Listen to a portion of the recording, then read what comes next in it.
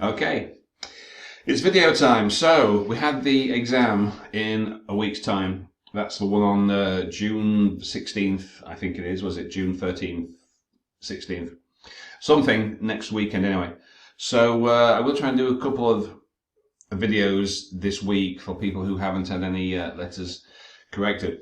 So you will see my last couple of videos were nursing letters. They were discharge letters. Okay, so we have one more here to have a look at.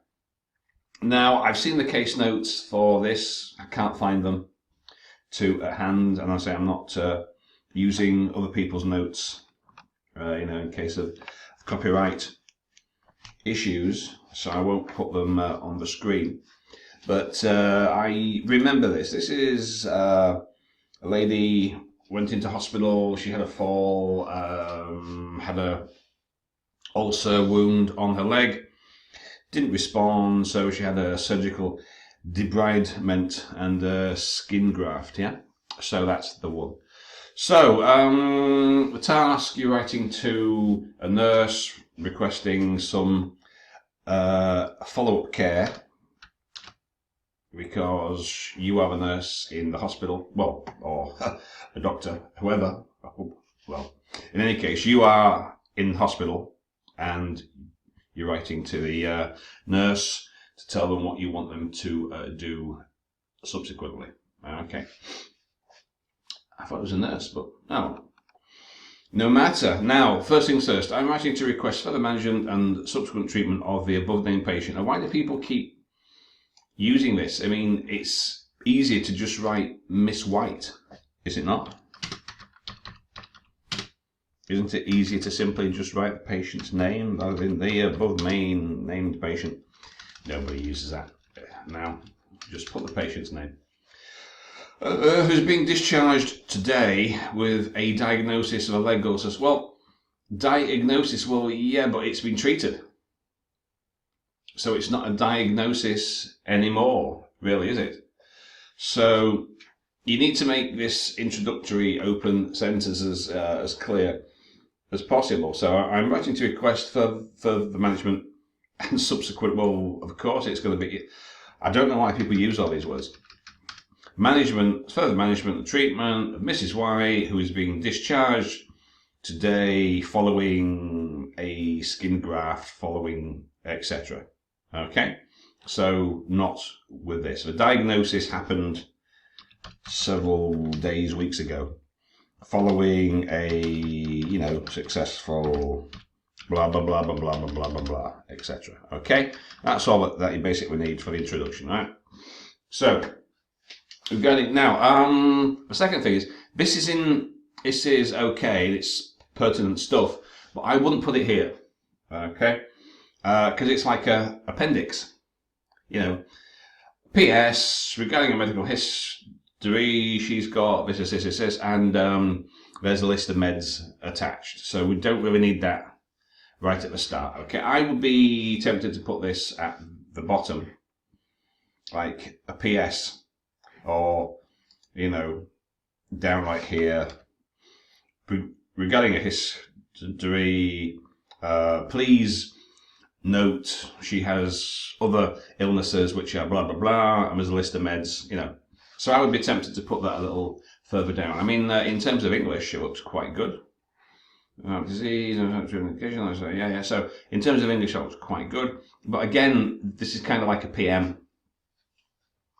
A PS. It's like an addition and appendix. So I wouldn't put it right at the start of a letter. Okay, what the nurse wants to, I mean, the nurse would want to know this, of course, but the main thing is, I want you to look after this patient because she's coming out of hospital now. She's just had a debridement, a surgery, etc.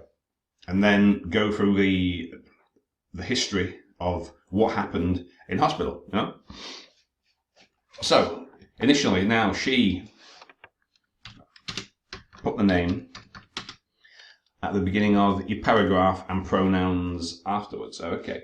Initially, on 5th to 7th, Miss White presented with a complaint of a right leg with, well, you could You could put a complaint of a right leg ulcer, or simply presented with a right leg ulcer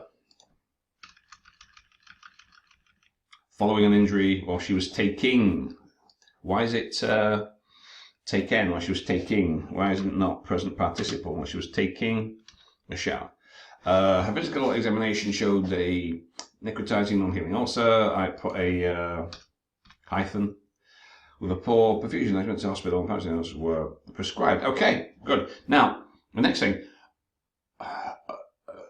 on follow-ups. Now, on subsequent follow-ups, that usually implies secondary visits. But isn't she still in hospital? I think so. I think that she was still in hospital. So you wouldn't really use this, you know, because you only follow up really when, you know, the patient comes to see you, they go home, they come back, they come and go, you know. But if she's in hospital, you're not really following up because she's still there. She's still under your care, so I wouldn't use that. During her hospitalization, during her stay in hospital, after treatment in hospital, the wound had not healed, blah, blah, blah, yeah? Okay. Wound had not healed, for which so for which, well, as a consequence, it would be so, wound had not healed, therefore, hence, or so. If you'll be a bit of a put, therefore, a surgical debridement was performed. However, after 2 days, the condition had not improved. As a consequence, why is all these commas? Why is these different clauses? Condition had not improved. However, after 2 days, we don't need that comma. Condition had not improved. You can leave that one. As a consequence, we don't need that one. She underwent to. Well, you don't underwent to. You undergo to. She underwent. It's past tense. She underwent skin graft surgery with good response. With a good response or with good results? Response. I mean, you can respond to surgery, but with good. I think it's best to make with good results, because that's better than saying with good responses. Because I would, when you're using a noun, an abstract noun, you usually make it a plural, results, etc. So if you were to use response, you would have to say with a good response, but that doesn't quite work, or with good results, that's better. On to J's review, the graft has taken by at least, we don't need an article, 70%, and a granulation tissue were observed. Well, first, a tissue it's singular, or tissues were observed. So we have an article here, and we have a plural verb form. So something needs to change. And granulation tissues were observed, because I presume it wouldn't simply be a single tissue, or granulation tissue, because I don't know if that's tissues or tissue, how you would say that. I'm not a doctor. And granulation tissue or tissues. So if it's tissues were observed, its tissue was observed. In light of the above, she needs to continue under care. Well, yeah, but she needs to continue, well, under care, under whose care? Under your care, or make it better. She needs continuing care. Yeah? That's better. Including wound management, dressing, controllability of the graft, combat and prevention of possible infections. Kindly contact me if you have any queries. Yours sincerely, blah, blah, blah. Okay. So that's not so bad. Not so bad. You're just going to watch a couple of things. Make sure you use the right pronoun for, well, title, name, pronoun for the patient. That was a bit wordy, that introductory sentence. Diagnosis, it's already been done, so that's no good. The history, you can put it there. I would be tempted possibly to put it farther down, just before the end. Oh, and by the way, she's also got blah, blah, blah, blah, blah. Okay. And then watch your articles. A right leg ulcer. We don't need an article there. A 70% by 70%. What else? Therefore or so. Watch that article used there. Watch that verb form. She was taking a shower. But apart from that, very minor points. This isn't bad. Not bad at all. Yeah, I won't argue with that. That should reasonably expect a B, possibly not a very high B, but still a B. So hope that helps.